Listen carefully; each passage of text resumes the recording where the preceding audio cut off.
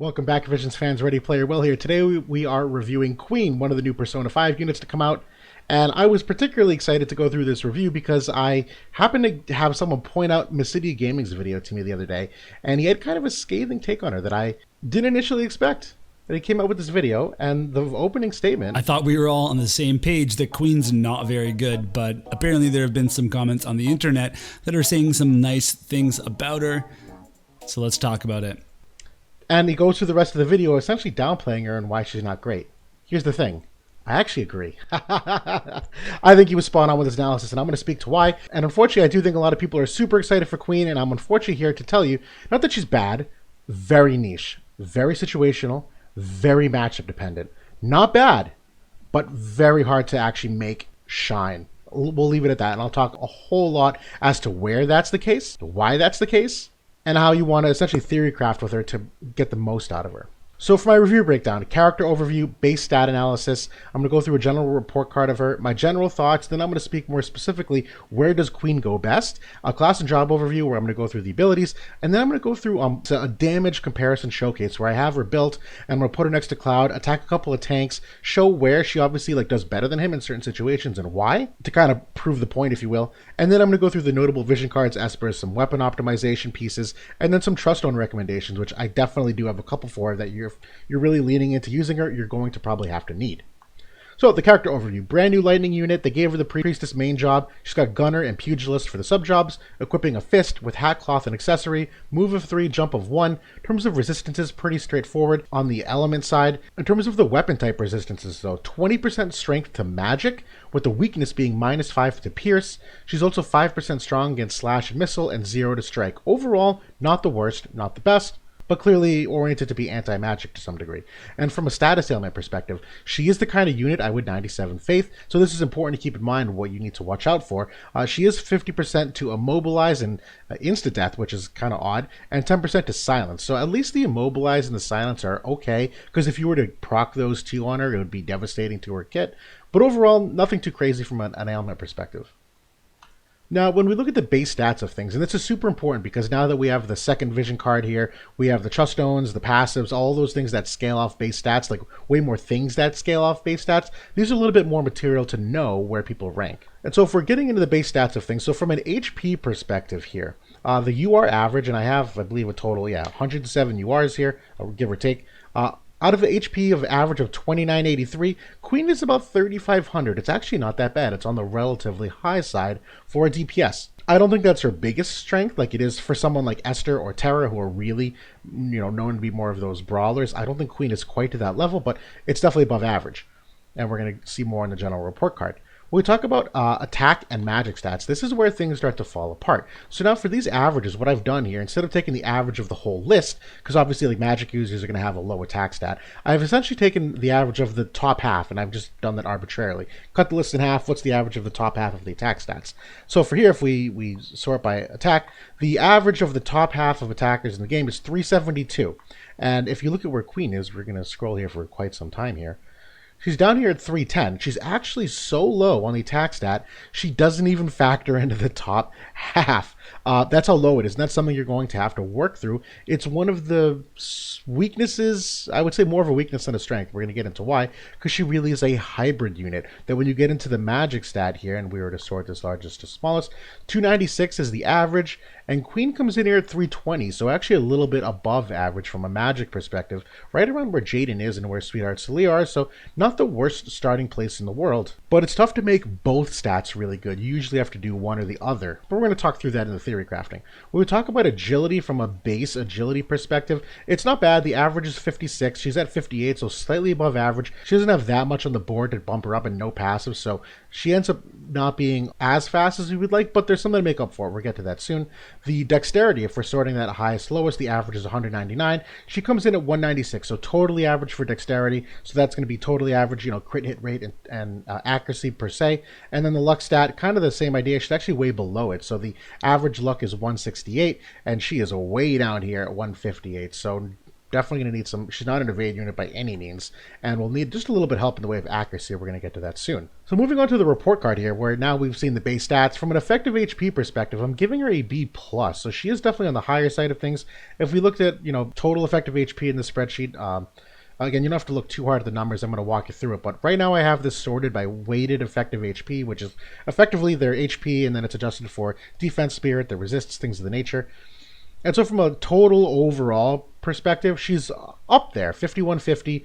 Definitely in a different tier than the other higher ones, where if you look at who's like 6,000 plus, that's where Terra and Esther are. They're kind of the gold standard. So she's definitely way above average. But there is a difference in between effective physical and effective magical. So looking purely based off physical attack, she ends up dropping down just a little bit here to that 4,600 mark. Definitely way below where a handful of the top units are. And the problem that I have with this just a little bit, if you look at who's around this 45 to 4,600 mark, well, these units like Kane has courage, Titus has a physical barrier, Miranda has courage. So there's, in the company that she's with here, they have some things that add to their survivability that Queen doesn't have. But when you look at effective magic HP, and I go to sort this, she is amongst the top to start, just because of her innate magic resistance, as well as the 8 spirit and the larger health pool. So overall, she does come with 4 and 8 defense, 8 and 8 spirit. She doesn't have any barrier, no courage, no re-raise, no defense or spirit buffing passives, which is really unfortunate. But she does have a buff that gives her 20 spirit and 15 AoE resistance. From a physical perspective, I'm giving her a B, and from a magic perspective, I'm giving her an A. Really meant more for countering magic teams. Now, the primary status we saw, woefully low. I'm giving her a D on that. So all buffs that she gets that increase her attack or magic by a certain percentage, that are going to be needed, because she's going to need it to get up to where the rest of the DPS are. But it's really not in a good starting place, and the attack stat is woefully bad, and the magic stat kind of saves it, but she doesn't have any spirit penetration, which is a big important factor at this point, where you can't just look at the attack stat or the magic stat. You have to take some of that into context as well. From agility, ends up being C+, a little bit above average. The agility is really dependent upon her limit break, which has haste on it, which we're going to talk about in just a minute here, but ends up being around a C+. The accuracy, basically about the same. She does have a passive that gives her an extra 20, and when you put that on there, that helps a lot. If you don't have her passive on, though, she is strictly average at accuracy, so she will need some help if you're going against some evasion teams. On that note, she does have an ability that also gives her 40% accuracy, so there's a way to make it work, but it's really dependent upon your AI tuning. Now, from an evasion standpoint, D, not an evade unit at all. You saw how bad that luck stat was. Don't even attempt it. Movement is a C. She's got a move of 3 and a jump of 1 with no ways to increase that, so strictly average. Nothing wrong with that. From a passive perspective, I'm giving her a B. They're okay. They're not great. I don't think they really lean into, hedging some of her weaknesses or really making her shine in one particular area. The counter ability, I am giving her an A. She does have one that I think is pretty creatively unique, given what she has for weaknesses. And her overall kit, I'm actually giving her an A-. The overall kit itself is pretty awesome. Here's the problem.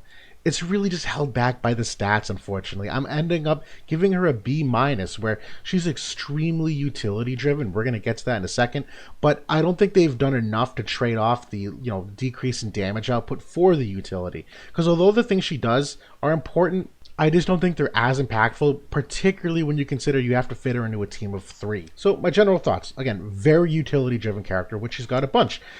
She's got a spirit break of 30, a magic break of 43%, 15 AoE resistance to allies. She's got a general barrier break, so both physical and magic. She's got decreased healing power. She can dispel, re-raise. She's got a Curata spell on the sub-job. Both of these are on her sub-job. She's got access to blind, immobilize, and disable on the sub-job, and as we mentioned, 97 faith, so she doesn't have an opportunity to proc those with good frequency, and then a 25% lightning apparel to target on her limit break. So overall, great amount of utility. It just doesn't actually work in practice. We're going to show you real example why.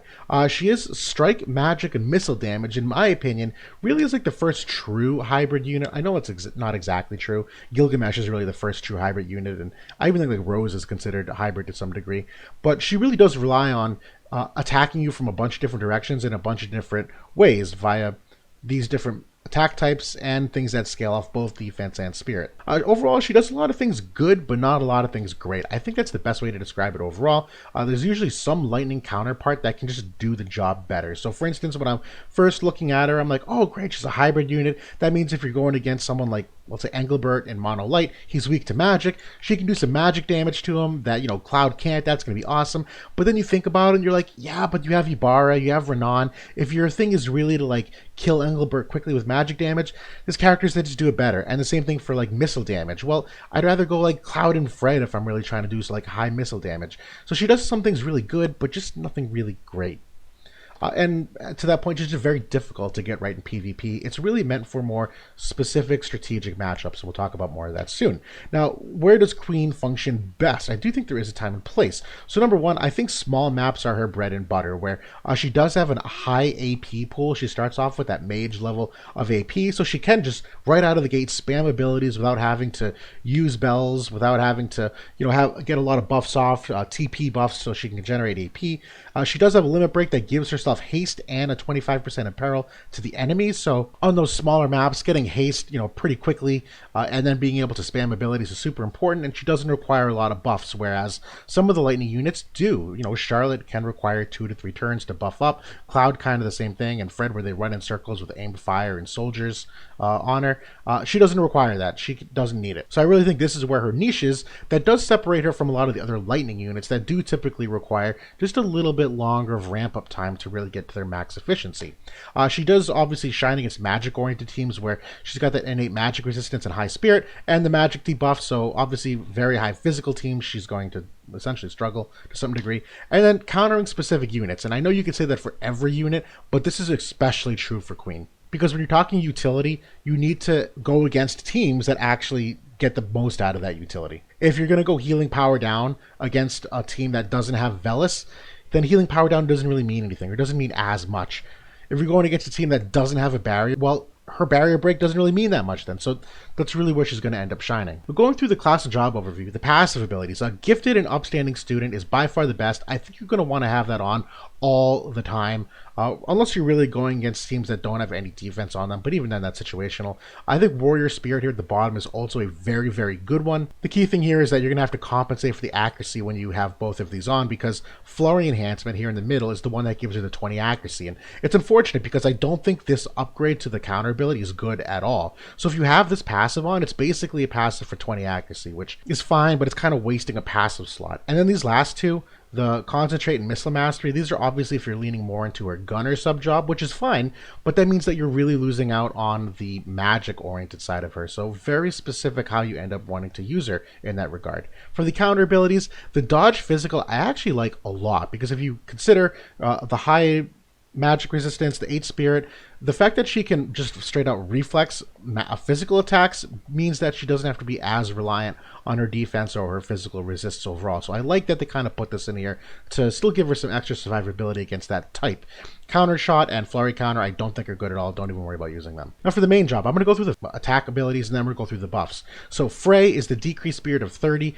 14 AP is a wonderful cost for something like that with a decent modifier of 141 and the magic debuff of 43% to target. Overall, this is a good ability. The second one here, Flash Bomb, is actually a very, very good ability. The biggest problem is just that you have to be lined straight up on the unit. That does limit the versatility to using it. But if you are, this is the one that gives accuracy of 40% for 3 turns. It has a 25% chance to inflict stun. It's got a decent modifier. It scales off strike damage. So overall, a pretty good ability. It's just you have to be in the right place to use it. Mafredyne is a really great ability. This is an AoE break general barrier, so both physical and magic barriers. Decent modifier here. And then finally, Charge Johanna is a great ability. Strike damage of 200, decreased healing power of 40 for those targets, and an AoE. So again, she does have some good AoE abilities here to spam, which is pretty awesome.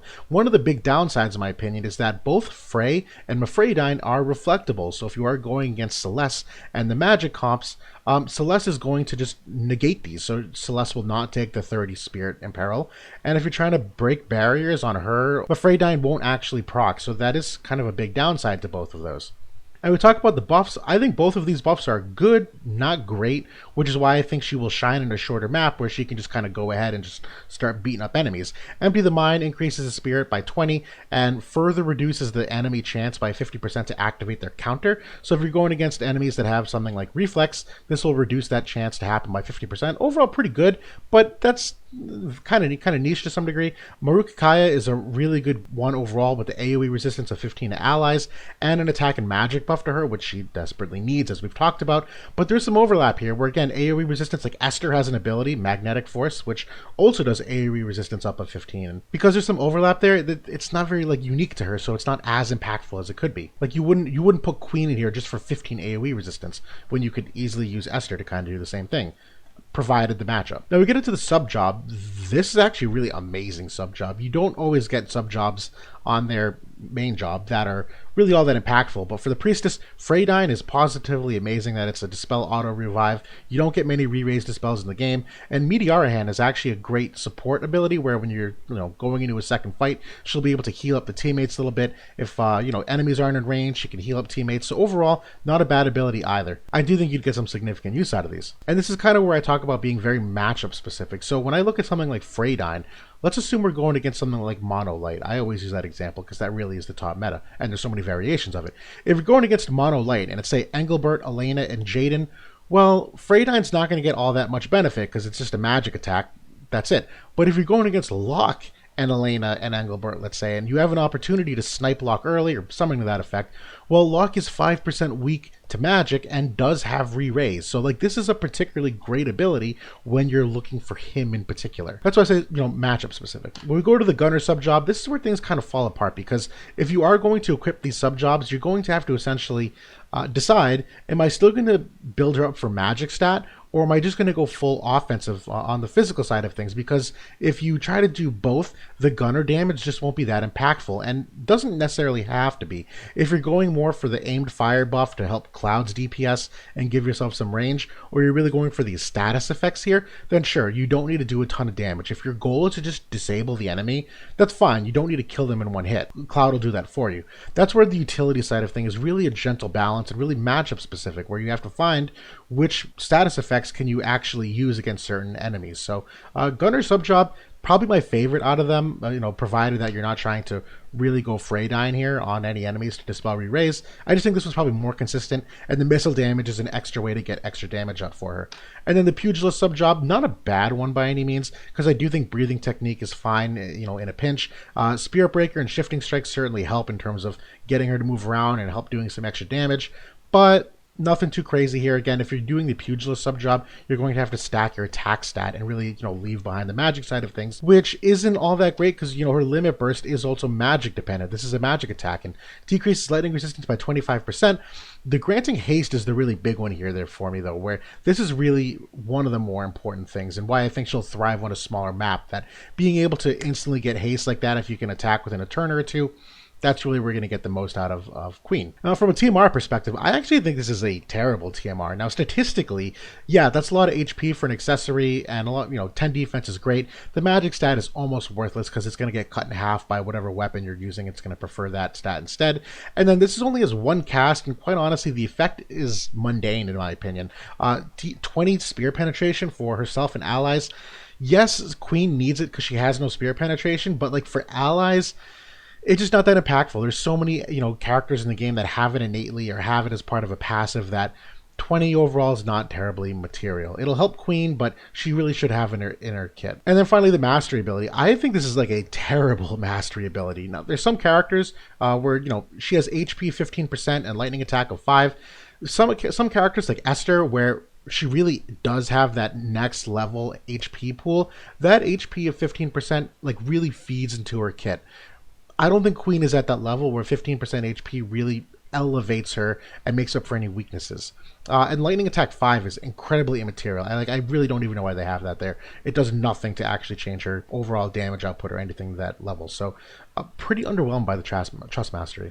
Now, we're going to get into the damage showcase to kind of talk about the niches and the situations that I'm talking about here where she thrives the best. So I've set up a team here that my intention is, and obviously there's flaws in this, and you can pick it apart 10,000 different ways, but it's to get a general idea of what it's going to look like. I've created a situation here where I'm going to have both Queen and Cloud attack Engelbert and Charlotte and get some ideas about the rough damage you would expect from them. I have Elena here only to be kind of a mule for the vision cards here for what you might expect in Mono Light. And I have both Queen and Cloud roughly built the way you would normally expect them to. I have Queen definitely resoed more for the magic side of things here, where you can see that magic stat of 1189 compared to the attack stat of 938. You could obviously go the other way and try to make the attack stat higher, but we're going to go through both. For passives on her, I have Gifted and Upstanding Student as well as Warrior Spirit, and I'm just going to basically do some rough damage calcs for y'all live.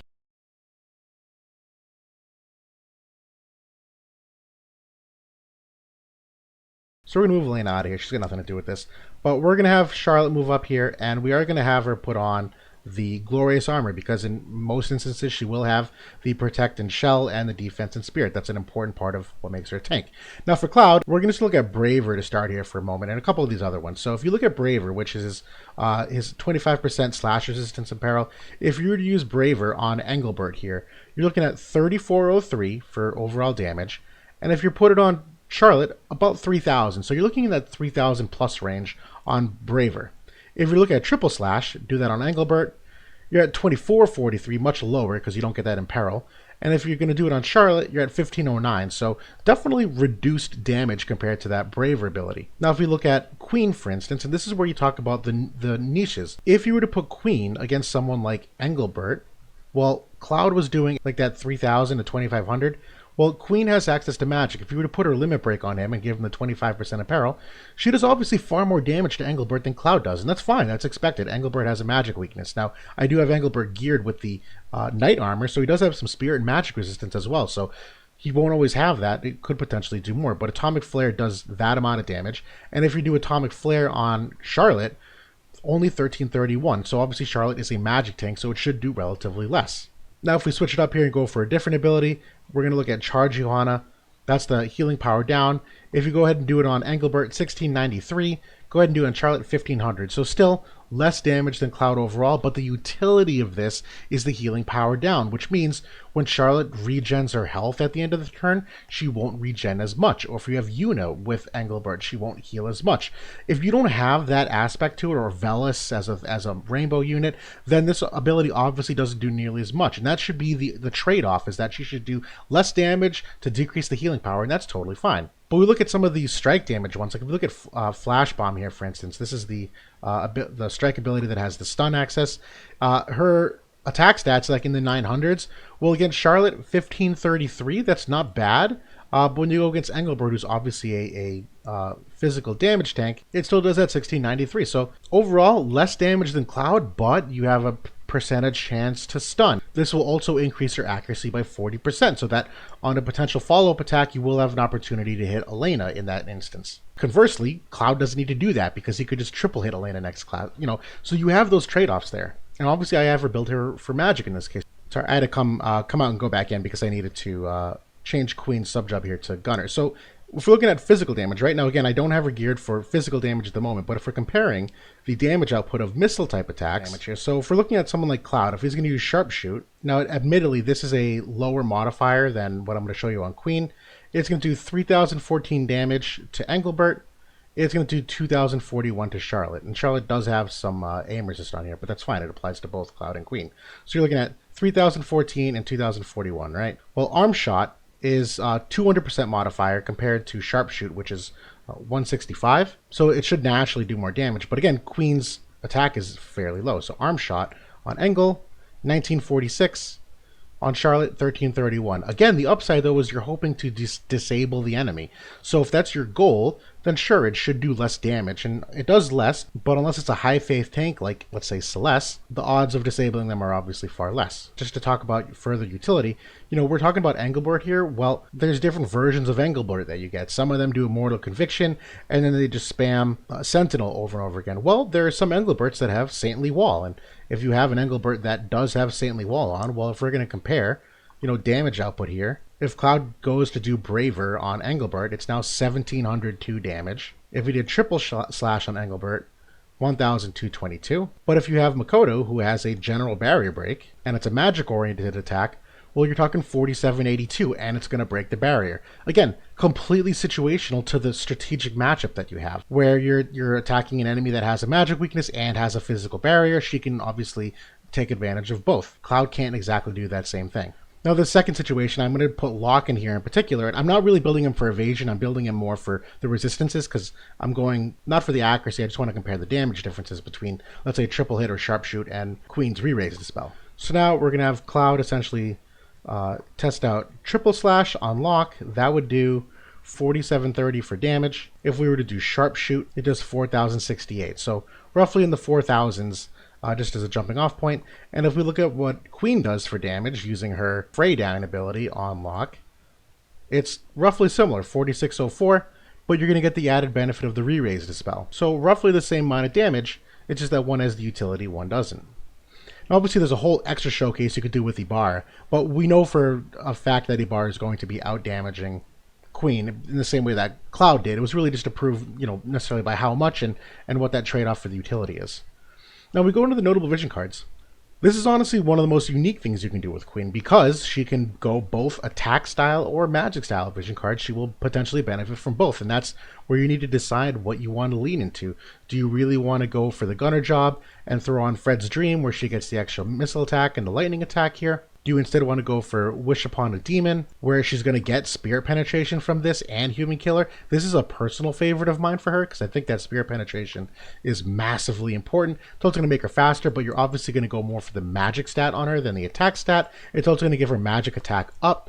Overall, I think this is one of the best cards you could probably put on her. And then after that, I really think almost any lightning card you put on her is a good card. There's really few that aren't. Where, if you're looking at the actual list of all the lightning cards here that are the UR cards, I feel like Blossoms in the Dark, Ramu, Scorpion Sentinel, Europa. But for the most part, I think these cards are really great. And there is a Persona 5 card that's an MR rated card that's coming out for her. Honestly, though, I'm not a big fan of it. To me, this 20 strike attack, she's the only one that's going to benefit from it unless you're running Pugilist Charlotte, which maybe you will, or Monk Charlotte, whatever it is. In that case, maybe this does have some upside for you. But to me, the AoE resist is way inferior to the Ibarra card. The HP is fine, but not all that great. The lightning attack is certainly nice as well. But to me, it's one of those things that if you put this on Queen, you're just going to get her to where she should be. This one's okay, but now we get into notable Espers. This is one of the difficult things about strike type damage overall, is that there's really not many Espers or equipment that increases your strike modifiers. Now the most notorious one, and actually is one of the first ones that I resonated with her, is the Lamia Queen, where both an equal blend of attack and magic. Definitely on the lower side overall because it is an MR unit, but you at least have access to two different strike attack trees, as well as some buffs to the attack percentage, accuracy and crit rate. Overall, not the worst Esper, not the best Esper either though, because when you talk about modifiers, to me, I think you could probably get something really similar from Espers that have Man-Eater. So for instance, I love Odin for her. Again, I love Odin for all DPS, that's no surprise. But you have attack nodes here, you got the Human Killer, you have a ton of accuracy, which she is going to need to some degree, missile resistance or slash resistance, which she's only 5% to on both. Odin to me is the de facto #1 best one. But in the test that we saw when I was doing the damage comparisons there, I do like Ramu as well, if only because the lightning attack will help both strike and magic attacks for her, as well as giving her 22% accuracy, and it has magic attack nodes here as well, or potentially water killers. So really, I like this Esper as well. But you're trading off some of the stats here, where this is going to buff her magic as opposed to her attack stat like Odin would. And then if you are really leaning into that overall magic resistance, I think Aegion is another well-rounded one where equal attack and magic stats here for her. And in terms of the tree, kind of the same concept. The lightning attack is going to help both attack types. The magic buff will help her magic, obviously. But this one's really more meant for the resistances where, sure, accuracy and critical rate are going to help her a little bit, but this is more for an emphasis on extra magic resistance or pierce resistance for whatever reason you might need. So Aegion's good as well. I'll kind of stop there for Espers. Now we talk about weapon optimization. My opinion, the best one is her weapon, the Brass Knuckles. To me, the magic stat on the critical build and the attack stat on the critical build are probably my favorite build out of all of them, where, yeah, the 15 accuracy is nice, but I don't think 7 is a big drop-off from that, whereas the crit rate difference is a relatively big difference, as well as the extra stats here. She definitely needs the stats, so I want to prioritize that. And it gives her both strike and magic attack of 10, so obviously great for that purpose. I do think a step down is the Kaiser Knuckle, where you are only going to get the strike attack, but this is really more for a really heavy pugilist build where you're trying to max her attack stat in particular. I do think there's an interesting instance here where you might end up using Lamega's TMR, where this gives accuracy of 20 for the unit and is obviously an attack stat oriented thing. So sure, if you're leaning into the attack stat of her, this is an interesting option, I think. 80% of instances you're going to use her brass knuckles instead because she really is a hybrid unit. Now finally, Truststone Recommendations, and this is where you're going to have to really, dedicate some extra resources, which is why not comparatively great to other units. To me, I think either the defense or the spirit builds are great for her. I think the HP one is okay as well, but because she doesn't have a ton of either of them, I probably would try to emphasize either of these just a little bit more. And then I also think luck has a decent spot as well, because you really do want to lean into that accuracy potentially to some degree. That if you are okay with where her defense and spirit levels are, luck is not the worst one in the world. On the right side of things, I think the magic one is a big one to build, particularly for the extra 10 spirit penetration that you get on this. But I think the accuracy, again, for the same reason, is also a really good right side build. And we're talking about passive abilities on the Truststones. On the left, or let me take a step back. On the left side, I think all of your generically good ones, so HP up, luck up, certain kinds of debuff resistances, you can go a bunch of different ways on the left side. But on the right, crit evasion. On the right side here, I think there's some that you absolutely need, and there's so many. It's one of the reasons why it's tough to build around here, where I think both the attack and magic, or at least one or the other, are necessities for her. And I'm sorry, that's actually the B level. That gets up to 20%, not 15%. I copied and pasted the wrong one. I think magic resistance penetration is another great one, where if you're using magic attacks, I think that's super important. Definitely defense, definitely at the minimum, the extra spear penetration of 10. The defense penetration, maybe not, but spear penetration, for sure, you need the extra 10. And then kind of as decent ones, I actually like the extra counter reduction here, because it does stack with her buff. So if you're really trying to eliminate the odds of an enemy reflexing you or proccing their counter, I think it does lean into what she does already, that can help a lot. And then the lightning attack, she's going to need to some degree as well, the extra 7. That's super niche. Obviously, this would be the only Truststone you have that on, but there's a bunch of different ways you can at least help get her a little extra edge. The most important ones, in my opinion, are the increase attack and or magic, the magic resistance penetration, and the spirit penetration. I think those are musts. But that's the Queen review in a nutshell. I wish I could be more optimistic about this. She's, again, not a bad character, but she's not going to do much for you in PvP unless it's the right kind of map or the right kind of matchup to maximize that utility.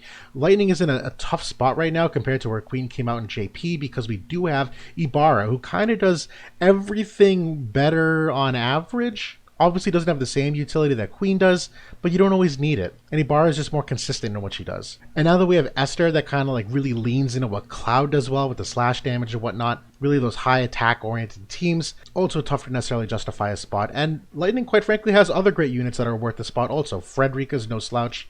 Although I do think Queen can effectively sub out for Frederica because they both have aimed fire. I do think you get Queen's attack stat to above where Frederica's can, and obviously they both, get the same benefits. She doesn't have sharpshoot like Fred does, but I think that's okay. Obviously doesn't have barrage either, but I think we're way beyond the barrage meta.